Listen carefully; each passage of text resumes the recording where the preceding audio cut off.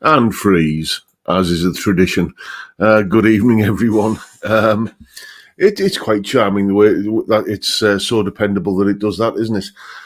It's Friday. It's rolled around once again.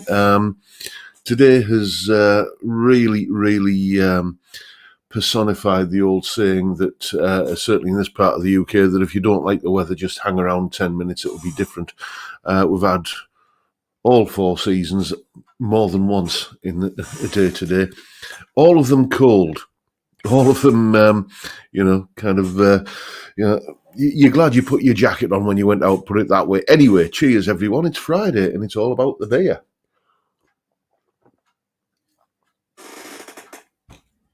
Sadly, no Heineken this week. Mr. Toonan will be no doubt dismayed at that this evening. I'm on the Carlsberg export, and as I suspect is someone else that's probably in the chat. I'll tell you more about that later. Let me have a look here. I see I've got a star. Oh, Stephen Hedger. Thank you so much, mate. Thanks again, John. Just worked out how to use the super chat. Well, that's very kind of you to demonstrate your newfound knowledge of super chatting, mate. Thank you. I promise I'll spend it all on, kind of worthy things like more beer.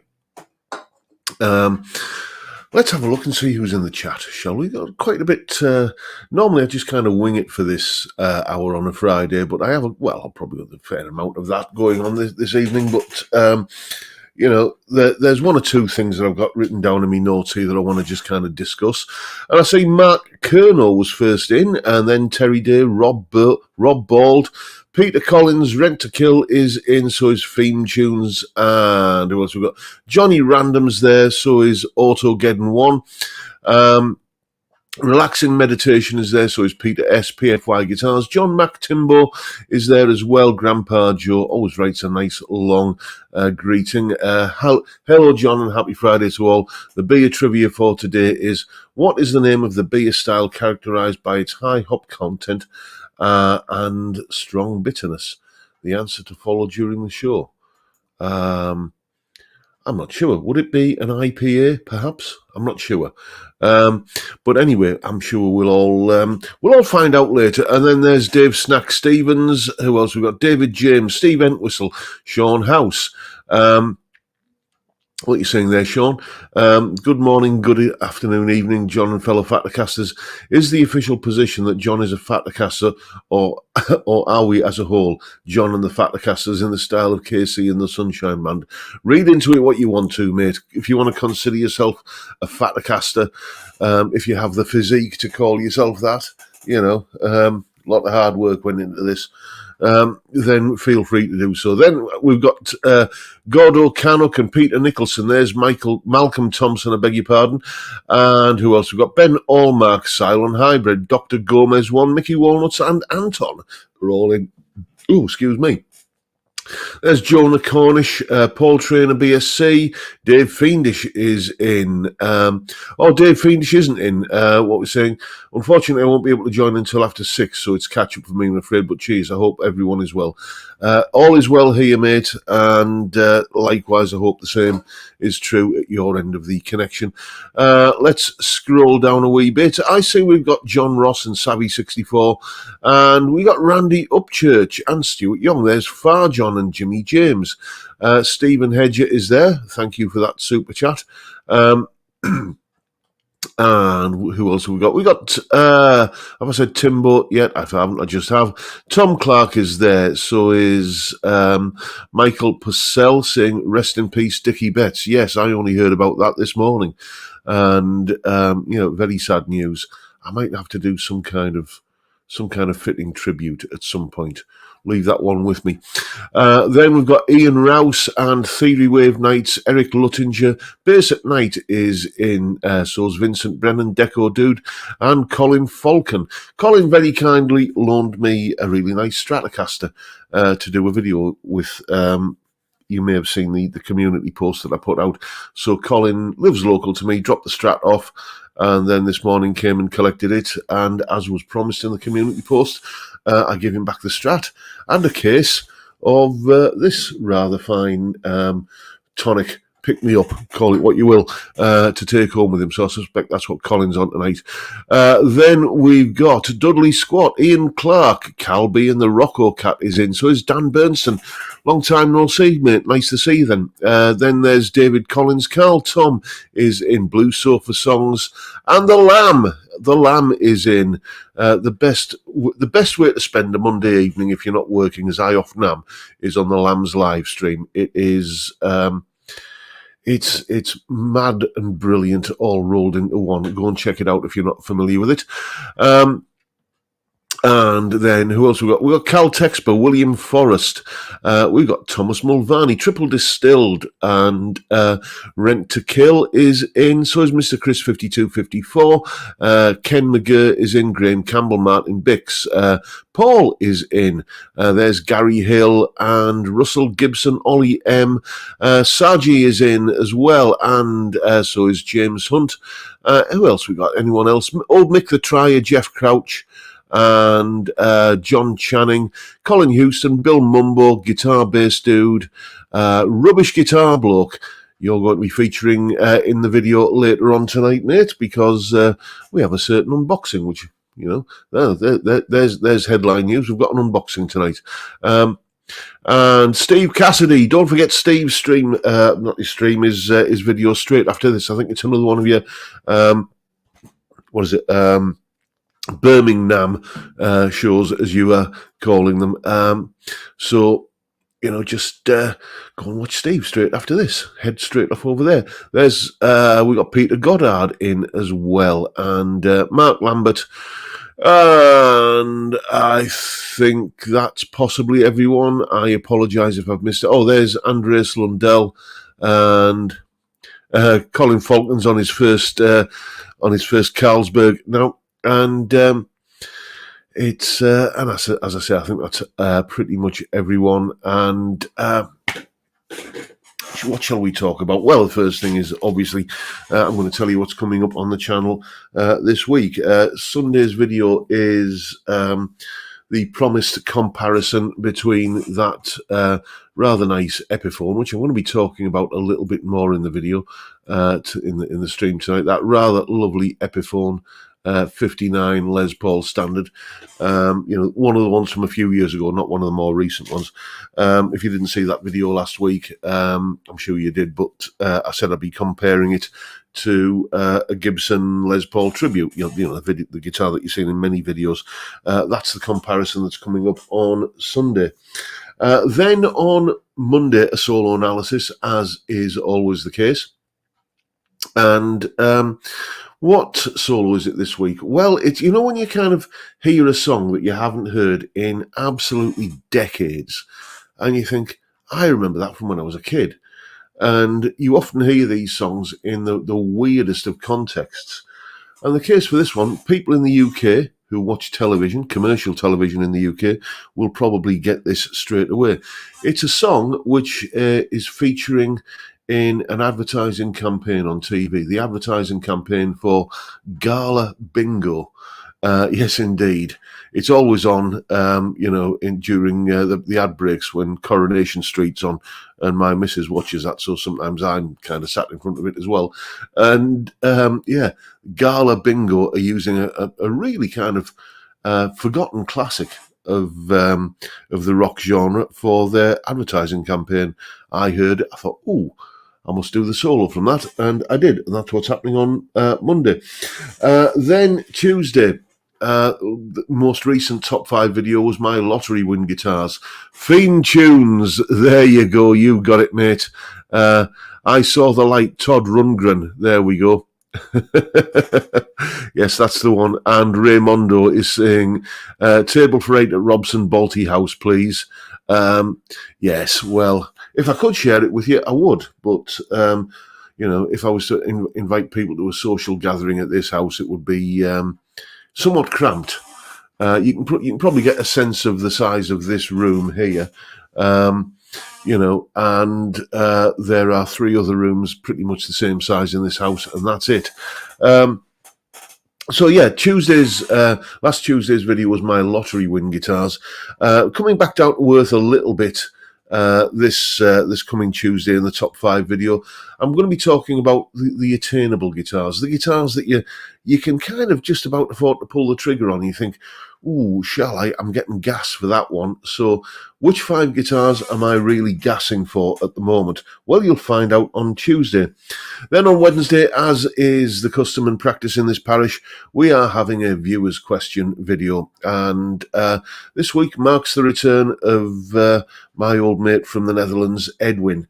He's involved in a little recording project with his brother, and tricky chord sequence to play over. He had, and he basically kind of got in touch for a lesson, and he was cool with me videoing it to do a viewer's question video on it. So it's basically the John and Edwin show on Wednesday, and then Thursday. Again, Thursday videos are the sort of wild card videos. That's why there was a curry recipe went out yesterday. And we're having that curry tonight, by the way. Oh, dear me. Yes, looking forward to that.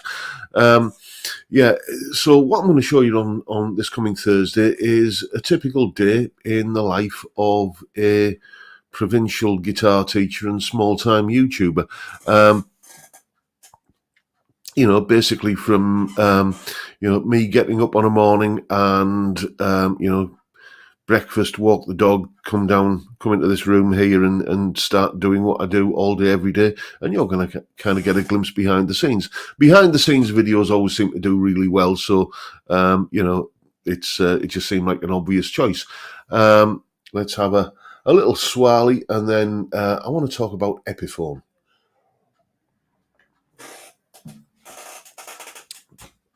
The recent few videos I've done about Epiphone, starting with the one that was concerned with are they overpriced, and then that Epiphone 59 Les Paul that I reviewed on last Sunday. They always seem to get a lot more views and a lot of reaction, which is good for me because every click puts puts money in the till for me, really. We've got to pay the bills. But it does tend to bring out, every Epiphone video I do always tends to bring out 2 types of people who are going to comment on them. And the first guy, well, first of all, let's just say you will search in vain for his comment, because his was one of the comments that on a rare occasion, well, I don't delete the comment, I just block the person, because you can feel free to disagree with me in the comments below a video. I don't mind about that.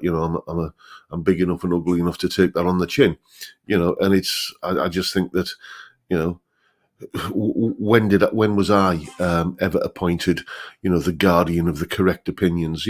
Feel free to disagree with me, but if you start turning into an abusive dickhead, then you're getting blocked, and this guy did. What he did was if you remember, the title of that video was, this is the second one of these Epiphones I've tried. Now, to me, the meaning of that title is pretty clear. Epiphone make a lot of different guitars, and this is the second one of this particular model I've tried. I thought that was pretty clear. And he came straight out of the traps, like, a cast iron, copper bottom, 24 carat, gold plated, fire breathing gobshite on steroids. And, what do you mean, these Epiphones? What are you trying to say about the brand? And what do you know about things? Anyway, you're obviously a very arrogant and kind of nasty piece of work and all this sort of stuff. And I didn't see this comment because it went out on a Sunday night, and Sunday night, I'm kind of usually watching television with the missus or playing with the dog or something. I'm not one of these people that's always checking the phone to see, what people are saying about me on the internet. Because, it's just there are other things to get on with in life, aren't there? So I saw this the next morning, and it seemed like you'd got into a bit of verbal fisticuffs with somebody that was, springing to my defence. And it turned out that this troll hadn't even watched the video or read the description. He'd spun this whole kind of like a proper long diatribe just extrapolating from his interpretation of what the title of the video was about. So I thought, I'll jump in and I'll calm this down a bit. This is about the next day. And oh gosh, that was like putting mustard up a horse's bottom. It was just, he came straight at me. I'm arrogant, I'm cocky, I don't know what I'm talking about. He doesn't know what I was talking about because by his own admission, he didn't watch the video. And, yabba, yabba, yabba, yabba, yabba, yabba, yabba, yabba, yabba, yabba, yabba, that kind of thing. Showing the expected command of spelling and grammar, and command of the English language that you would expect from someone like this. But anyway, in the end, I just thought, oh, to hell with you. I'm just not even going to dignify you with an argument. So YouTube, we've got this fairly recent thing. You used to be able to block people. It doesn't work like that now. What you do is, it's even more fun. You just hide them from the channel. So they can still see the videos and they can still comment and they can still see their comments, but they're just kind of, they're in their own little echo chamber. No one else can see them. So that's the, he might be watching this now. I hope he is, mate. If, leave a comment or try. Anyway, so that's one kind of, response you get to an Epiphone video. And then there's another chap who, again, he typed in War and Peace on his, or something the length of War and Peace, in his comment, telling me that, it was those Epiphone guitars, are made from essentially plywood, bubblegum and snot, and they cost, the price of a half-eaten Mars bar to produce, and anybody that buys one is just an utter moron, and I came back to him and said, look, does it sound good? Yes. Does it play nice? Yes. And do I think I can make a return on it when I kind of eventually move it on? If I do, yes. And he didn't respond to that, so that's fair enough. That's what I mean. If you want to disagree with me, then fair enough. I don't care, basically. But if you're going to be basically abusive and insulting, then I just don't like that lack of courtesy and respect. So that's the kind of people that kind of get shoveled off into the sin bin. But those two types, people who kind of are staunch Epiphone defenders and people who are staunch Epiphone haters, and they must kind of spend ages trawling through YouTube to try and find a video where they think they can offer their wisdom. It'll be a double dose of it on Sunday, won't there? Because there's a video about featuring an Epiphone and a Gibson. That should be fun. That should cause a few of them to kind of crawl out from under whatever bridge they're living under, scaring the billy goats gruff. Let's have a look. Blue Sofa Songs is saying, did he write in caps? They normally do. He didn't actually. That was the fact that he wasn't what I call a caps lock keyboard warrior. He wasn't typing in caps. So the moment I see that, it's tends to be I just skim past comments like that because that's the online equivalent of yelling, and I'm just not going to. I'm not going to be yelled at, basically.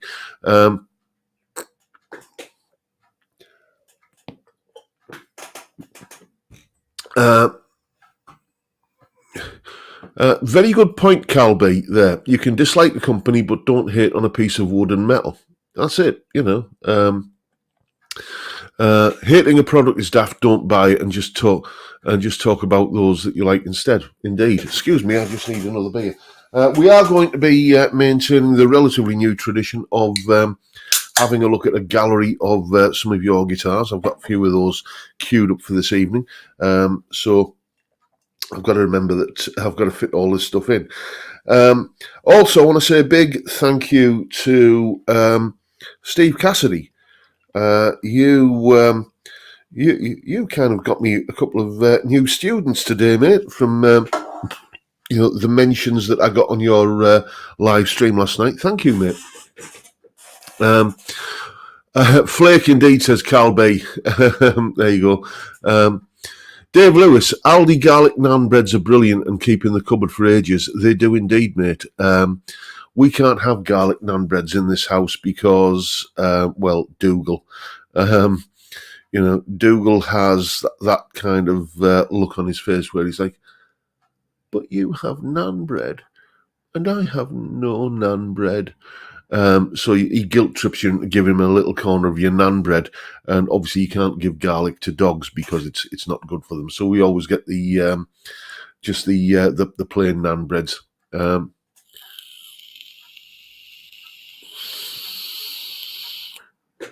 If we're talking about favourite styles of naan bread, I've got to tell you the keema naan is my favourite.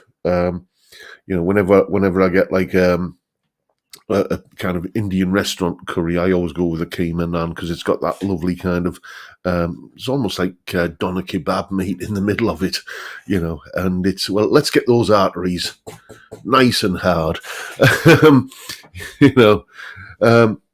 Anyway, yes, an unboxing. We need to do an unboxing. Excuse me while I just get this massive guitar box over here. This is it. It's it's like a guitar designed for the borrowers, isn't it? This was a guitar that was very, very kindly sent to me by Rubbish Guitar Bloke, and I believe a couple of your guitars are featuring in the gallery later. In case you haven't worked it out, this is a travel guitar, and as I say, Rubbish Guitar Bloke has done a little bit of work on it, and this, along with another guitar that I've had sitting here for a little while, is going to be going to Zoe's place in the fullness of time, when they can come and pick them up. But yeah, this is, if we can get into it, nice to see I'm not the only person that seals up guitar boxes with gaffer tape.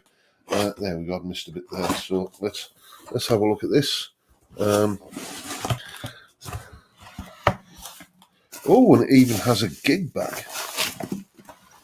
Let's just. You always hang on to guitar boxes, don't you, when you do an unboxing? It's like you never know when you're going to need one to the next time you sell a guitar. I don't think I'm going to be hanging on to that guitar box. Let's have a look and see what this is. I've seen pictures of it, but I don't think I've ever owned anything or even kind of been the custodian of anything quite like this. Let's get a little bit more light in here. There we go. It's a dinky little thing, isn't it? I am going to attempt to do my usual kind of guitar review of this, where I do that sort of that piece of music which has a crunchy rock riff and a clean strummy part and a clean melody, the kind of format that my guitar reviews do. This is a Blackstar, something or other. Blackstar travel guitar. I do have more information than that, but it's not close at hand. What have we got here? We've got 12, 13, 15, 17. We've got 18 frets, so you can get up as high as a B flat on the top E string. So that's going to inform what key I do the demo in, because, if I'm in A minor, I can't really kind of get up to a full A minor octave. I'll tell you what, it feels like it's a nicely put together piece of kit. The fit and finish. I know Rubbish Guitar Bloke has done some work on the frets on this, and you made a cracking job of setting it up, mate. I will say that. It's does it look ridiculous on me? Big bloke, 5'19", and a guitar like this, but it's yeah. So I'm either going to just pass this on to Zoe's place, or I'm going to see if I can find a buyer for it, and the buyer will just make the donation directly to Zoe's place in return for the guitar. It's the neck feels really comfortable, actually. Not sure what the scale length is. Let's just have a quick look. I have a tape measure that I can't quite put my hands on here. As I say, I've got this information to hand, available, but not close at hand. I'll save that for when I do the review video, but that'll be coming up, I would think, back end of May or early June, because that's how far in advance I do these videos. But yeah, dinky little thing, isn't it? It's yes, it's not bad looking actually, but in a sort of Toy Town Les Paul Jr. kind of way. Yeah, guitars like this always remind me of that opening scene of what's it, Back to the Future? You know, where Marty McFly is in Doc Brown's workshop and has that little dinky guitar that he plugs in and kind of he kind of blasts himself off his feet with it. Yeah, thank you, mate. Yeah, I'll make sure that raises some cash for Zoe's place. Thank you.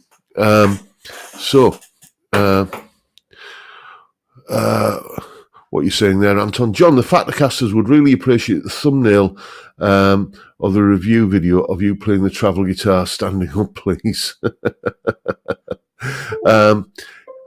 I'm not saying it won't happen. I'm just thinking about how to make it happen. And my PC is just kind of pinging and making, I'm not interested in that. Clear all notifications.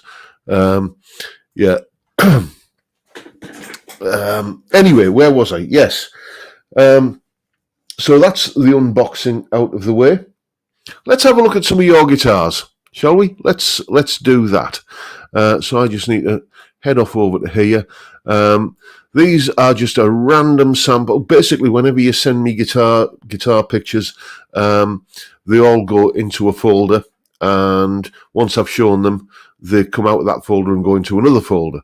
So then this is just a random sample of the ones that were in the kind of in-tray folder, if you like.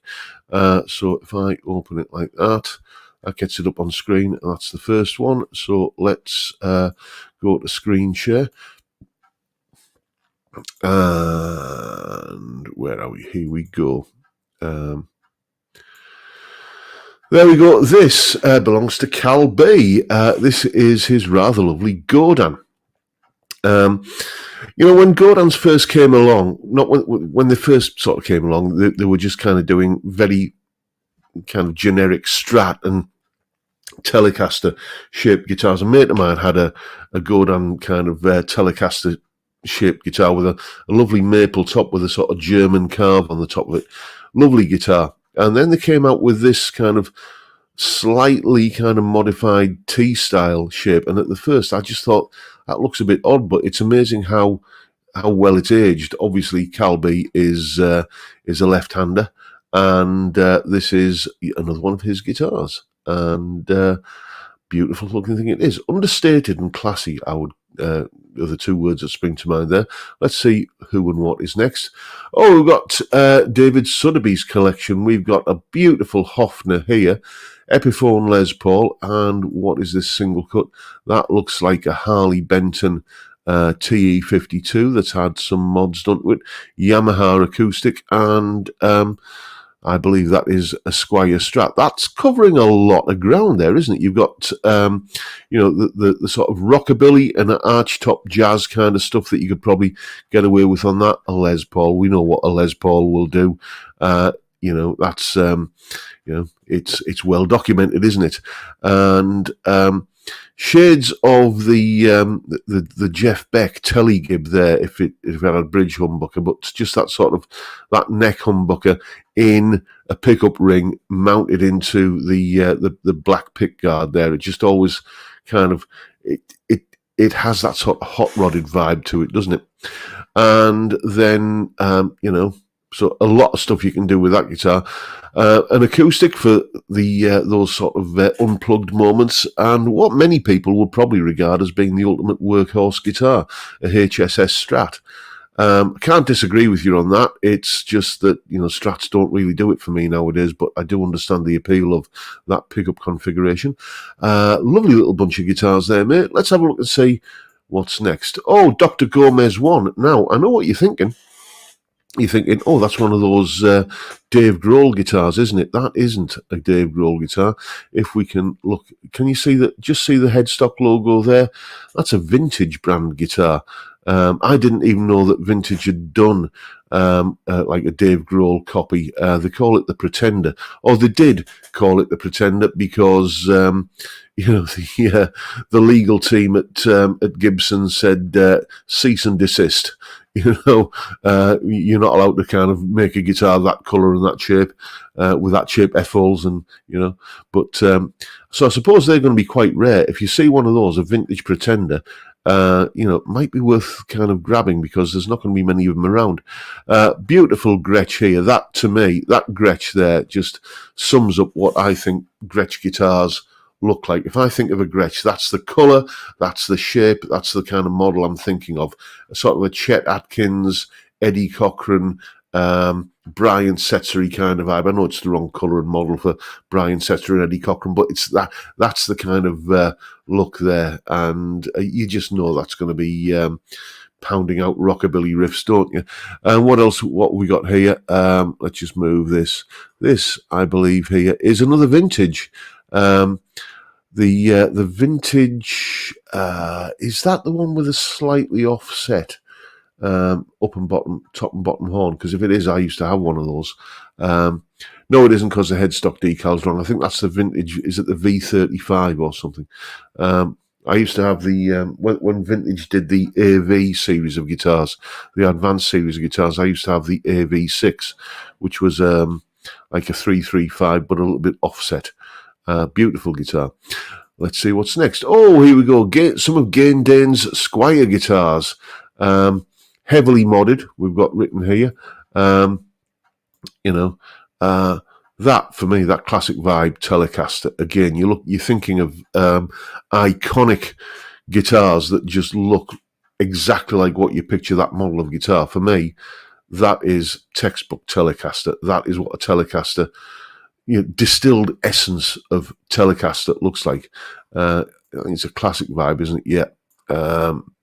And this is one of the is it 40th anniversary Squires, one of the recent ones, I believe. Again, nice looking guitar.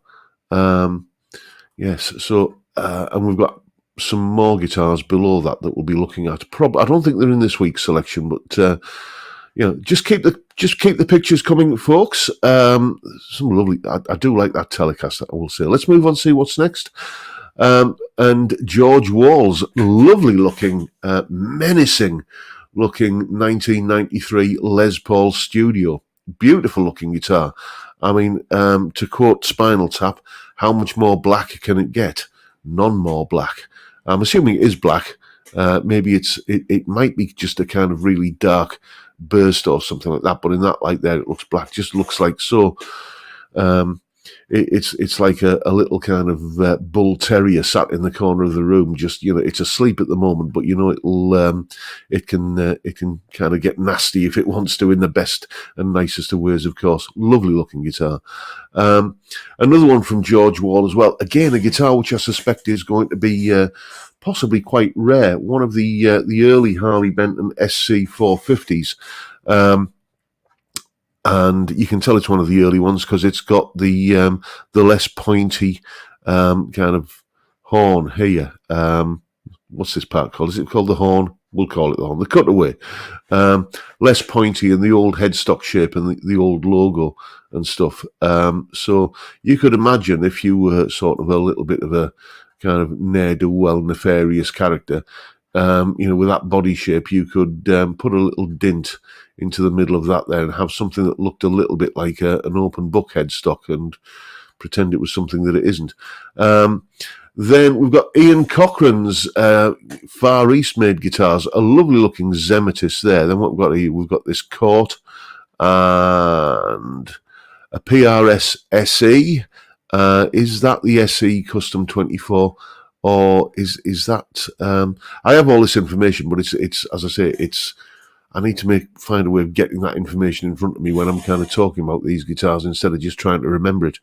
But lovely looking PRS there, a Vola, and a Yamaha Revstar. I believe that might have been one of the first incarnations of the Revstar, wasn't it? Because I don't think the current ones have like a natural finish. I may be wrong, but beautiful looking instruments. Let's kind of go back to the full shot. There we go. And moving on, more Ian Cochran guitars, his Gibsons and his Fenders. What have we got here then?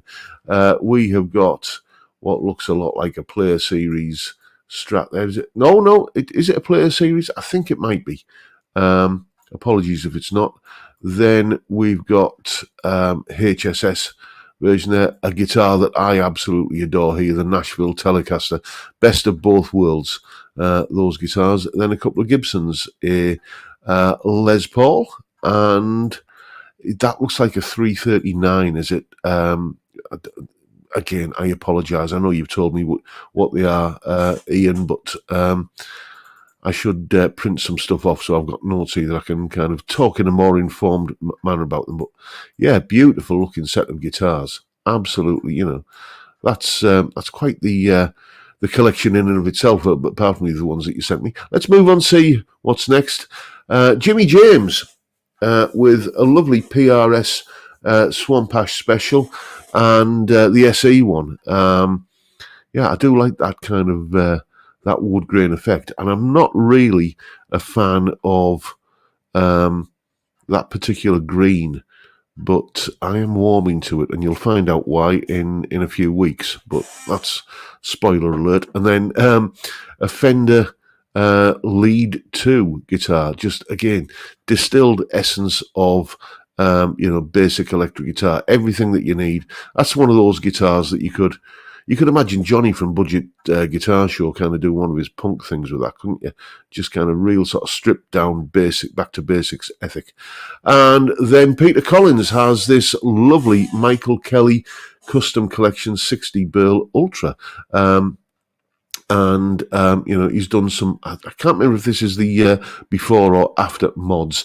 Michael Kelly guitars are a brand that I always keep meaning to check out. But whenever I've got the money to go out and buy another guitar in that price range, there's always something else that makes me think, oh yeah, I'll have that instead, as has happened recently. But at some point I'll get my hands on one. Beautiful looking guitar. I'm not really usually a fan of like the kind of burst paint jobs with unorthodox blues and greens and stuff like that, but that just looks really, really classy, I think. Then Peter Collins Squire Affinity Precision Bass, and I think that looks like the Squire. Let's see if we can see the headstock. Yeah, Squire Telecaster of some description. Possibly an Affinity one. I don't know. Oh, no, it says Fender on the bridge there, doesn't it? So maybe it's a Fender. Again, I apologise for my lack of knowledge here when the information has been sent to me. I just need to figure out a way of getting it all kind of at the same time. And then Rubbish Guitar Bloke. There's his little trio of guitars. Quite an eclectic little collection there. We've got a Schecter HSS Strat style guitar there. His current pride and joy, the Strandberg Bowden, and a Taylor acoustic there. You do like to go for the, shall we say, the cream of the crop with your choices, don't you, mate? Lovely looking collection of guitars. And then there's Timbo's Jackson and Mockingbird. Yes, indeed. I think we've got another Timbo guitar coming up shortly. There it is there. Timbo, I suspect, is into playing his ambient, reflective, kind of chill out jazz music, judging by his guitar collection. Not. And there's Vincent Doyle's 2008 Les Paul Standard Faded. Beautiful looking guitar. That just a stunning, real stunner there. I really covered that guitar, mate. And his telly with a nice P90 in the neck position there. And I believe that is the end of the gallery for this week. Thank you once again, each and every one of you, for sending the pictures of your guitars. If you've got guitar pictures that you want me to share on the live stream, then jrguitartuition@gmail.com. Let me put that in the chat. That's my email address. Just send your pics to that email address, gmail.com. That's it. So that's in the chat now. Yeah, thank you for kind of. I thought this would be, just maybe something that would do once, just kind of showing pictures of a few guitars, but it seems to be, kind of happening more and more. I'm getting more and more every week, so there's enough left for at least another week. If you want to see more than that, then keep sending the pictures.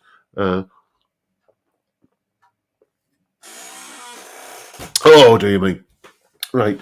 I've missed a load of stuff in the chat. So let's see. Sean House is saying, any chance of recording your version of the Vision On music to accompany the gallery, John?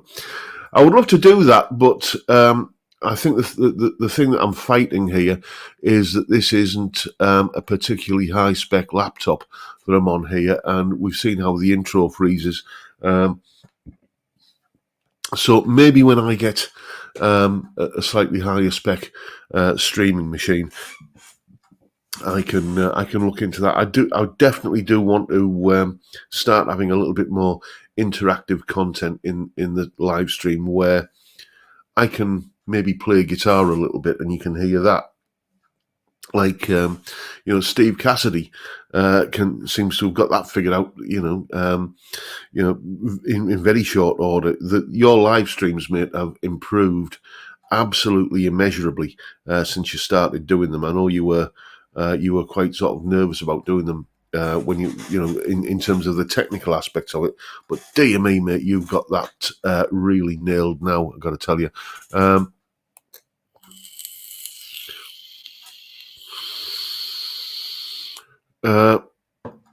Let's have a look. See what else I've missed in the chat. Timbo's saying that is correct. When I was making a comment about the ambient chill out jazz, and where are we? Let's have a look. Oh, Peter Collins. Sorry, mate. I kind of said that was a Player Series guitar, didn't I? Stand corrected. It's a Fender US Standard. I do apologise. Dave Lewis is saying, I've got the exact same model and colour of Revstar. Colin, the guitarist, has reviewed that last Friday. Okie dokie. David Evans needs another beer. And where are we? Let's... Andreas Lundell is saying, yes, I want a Revstar. Second generation Revstar, says Russell Gibson. I didn't know they were available. I thought they were only available in like kind of solid colours. There you go. You live and learn. What else have we got? I've been kind of looking at guitar pictures with you. Steve Cassidy, Mon the Strats. Rob Ball, what are you saying, mate? Off to Scotland's arguably best Indian restaurant tomorrow, then beers with old school friends. But what should I have tonight? Well, the answer is simple, mate. Kebab. That's it's a weekend, and on a weekend it's compulsory that you have a kebab and you have a curry. And if you're having curry tomorrow night, then it's kebab tonight. Isn't it obvious?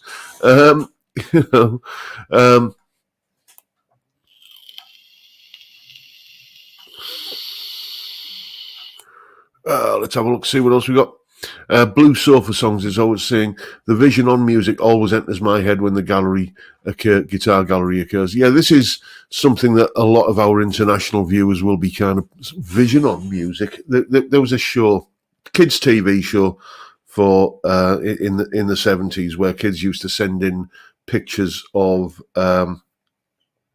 that they'd drawn, basically, and it was called The Gallery, and they used to play this kind of really kind of chilled out vibraphone tune called Left Bank One, I seem to remember. And it's just one of those peculiar things that has stuck in the British psyche ever since. If you're not familiar with it, go and just Google or go on YouTube or something and have a listen to Left Bank 1. Just call it the Vision On music. You'll get it.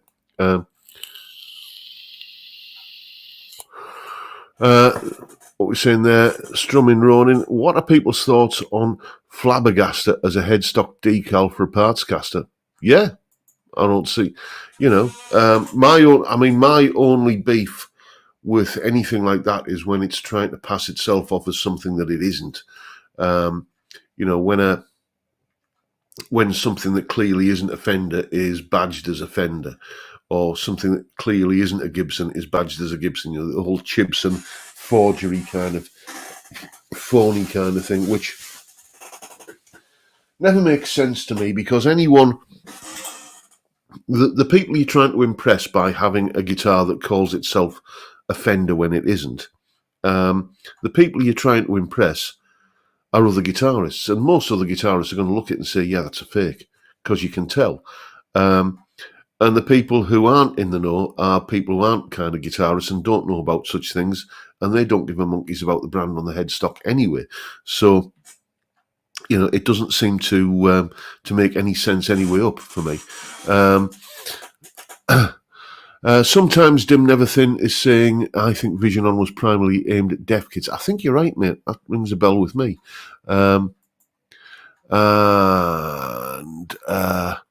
Michael Purcell's saying probably the higher priced Revstar, possibly, mate.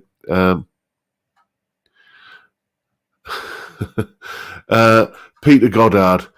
Yeah, I think Left Bank 1 might not have the ideal connotations at the moment. Okay, not sure why, but there you go. Isn't the Left Bank is what, like, it's one of the, I can't remember which one it is, but it's one of the banks of the I was going to say the Thames then, but the Seine in Paris. They call them the left bank and the right bank, but it always confused me, because it's like, well, it depends which way you're facing, which one's the left and which one's the right. David Collins is saying, have you ever covered a Dave Edmunds song?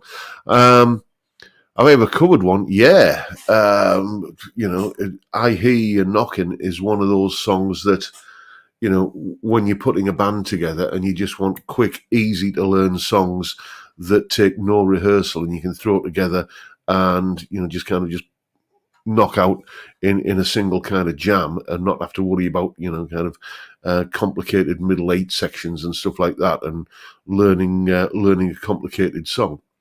I Hear You Knocking. That's been on the set list of a bunch of bands I've been in. In terms of YouTube, I did a solo analysis. Gosh, it must have been a year or so ago, from a Dave Edmunds song, From Small Things, Big Things Come.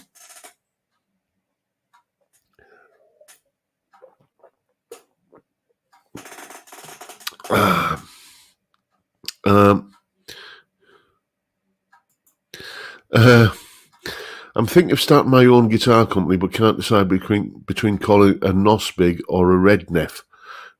Okay. Yes, took me a second, but I got there by the time I'd finished reading the sentence. Excuse me, chaps, I'm just going to pour myself another swift libation. This will have to be a swift one because I've only got 10 minutes left. This might end up with me chugging the final part of this in the dying seconds of the stream. Get ready to type flake, everyone. Although this, it's not a bad pour. It's not a bad pour. I've done worse. I have done worse. There we go. Cheers, everyone. The eternal debate, Steve Cassidy. Do you call the bridge position on a Strat or a Nashville Telly position 1 or position 5? That, to me, all the way back is position 1. Because, it's just a psychological thing. When it's all the way back towards the back of the guitar, then, it's that seems obvious that that's position 1, and you work your way back and forward, 1, 2, 3, 4, 5. Just seems, position 1 for me. And Anton is saying position 5. Bridge is 1, neck is 5. Gordon has the positions listed in the opposite way. Steve Cassidy, I'm so glad we can remain friends, John. Indeed. Is that the kind of thing you'd fall out with me over? It's like to get a little bit kind of possibly too much information. You know, when you replace the toilet roll on the toilet roll holder, I just kind of take one out the pack and bung it on. And, you know, about 50% of the time I get a telling off the missus because I put it on the wrong way, where the paper should kind of hang down this way or it should hang down at the back. It's like, why? Why does that make a difference? But apparently it does. And, you know, you put the toilet roll on the wrong way again. You know, because me thick bloke, you sorry. And I always forget which way around she wants to put it on, so I always get it the wrong way around. But that's one of those kind of things, isn't it? The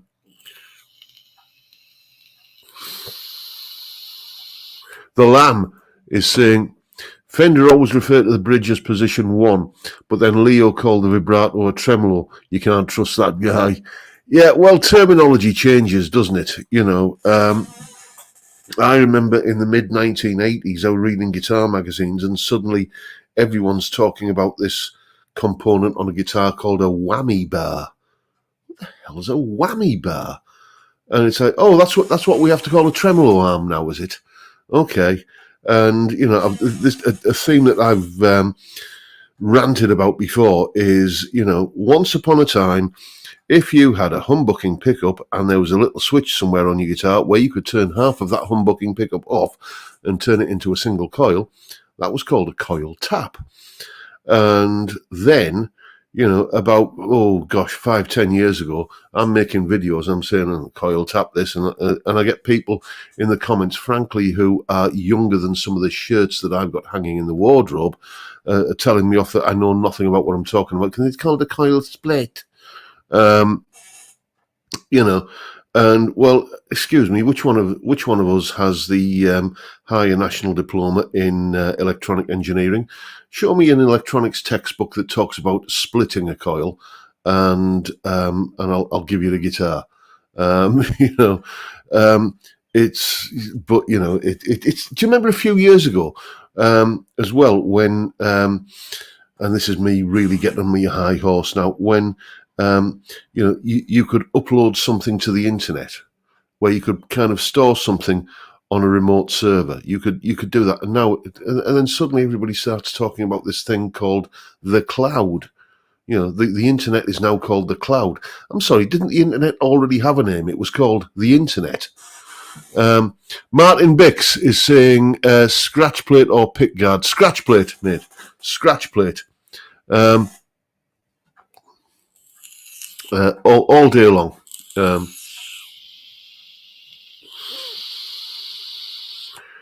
Jay Aoyong, Y bar seems more appropriate when referring to those ones on a Floyd Rose. Fair enough, mate. But, you know, Floyd Rose, not my cup of tea. I need to change my strings on my guitar. Oh, let's check the diary for a free afternoon, shall we? Dr. Gomez, what you're saying there, mate? You're correct, John, but these days people believe you tap a single coil and split the humbucker. Yeah, well, as I say, how many of them have got higher national diplomas in electronic engineering? Just saying. But there it is. I don't want to kind of make a big deal of it. It's just one of those things that, like, you know, when you're kind of getting middle-aged and the world is sort of leaving you behind a little bit, when things that have always been called this, that, or the other suddenly start being called something else, and you're not allowed to, or you not that you're not allowed to. But you will get told off by people less than half your age because they know better than you, and it just kind of rankles a little bit. So Michael Purcell is saying tremolo is a fast change of volume on off. It is indeed, and Leo Fender, as the Lamb said, got them the wrong way around. He called that kind of pulsating volume effect on his amplifiers, he called it vibrato, and he called the kind of pitch wobbling effect that he built onto his guitars tremolo. You know, but yeah, it didn't seem to do his guitar sales or his amp sales any hard.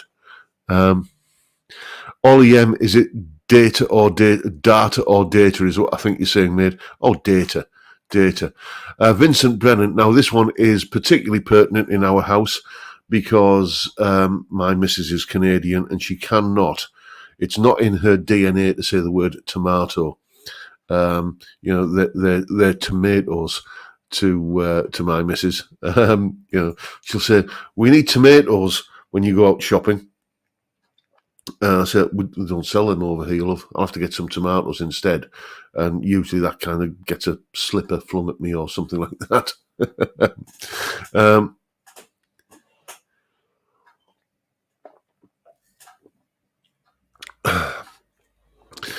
Strumming Roman is saying another one for Wiggle Stick. Let's have a look. Raimondo Galfredi is saying oregano or oregano. Again, that's another kind of dividing line in our house. Oregano. It's oregano over here, and it's oregano on the other side of the pond. Back in my student days, I used to have a kind of job working in a fruit and veg section of a supermarket. And it was in a part of the country where we got a lot of tourists, and some of them were Americans. And I remember the first time being asked where the zucchinis were. What? And it took me a while to figure out that she meant courgette. So there you go. Johnny Random, aluminium or aluminum? Yes, again. That's another one I could wax lyrical on for some time. You know what I say in all the videos? And don't forget the live stream every Friday, 5 p.m. UK time. We talk about music and guitars and whatever else crops up. We're definitely into the whatever else crops up territory here, aren't we? Winston Churchill said that the USA and Great Britain were two countries divided by a common language. Andreas Lundell is saying, how do you spell Dougal? Exactly as you spelled it, mate. George Wall, ZZ Top. Indeed, that I read about ZZ Top, ZZ Top in, kind of Melody Maker and Kerrang and all those kind of magazines before I'd heard their name pronounced. So to me, when I'm reading about this Texan kind of band called that did all this kind of bluesy kind of rock kind of stuff, I was just reading it and it just said ZZ Top, and it took me quite a while to acclimatise myself to saying ZZ Top.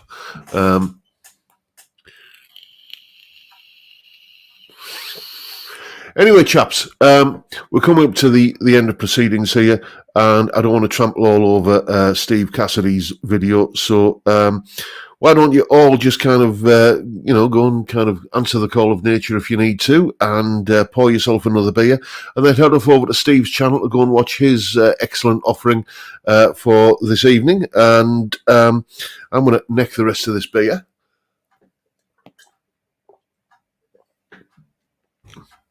Told you to end that way. So yeah, head off over to watch Steve's video, and I'll see you all again next week. Thank you all again for watching a fat bald bloke talk absolute nonsense for an hour, and I'll see you all the next time. But for now, time, gentlemen, please.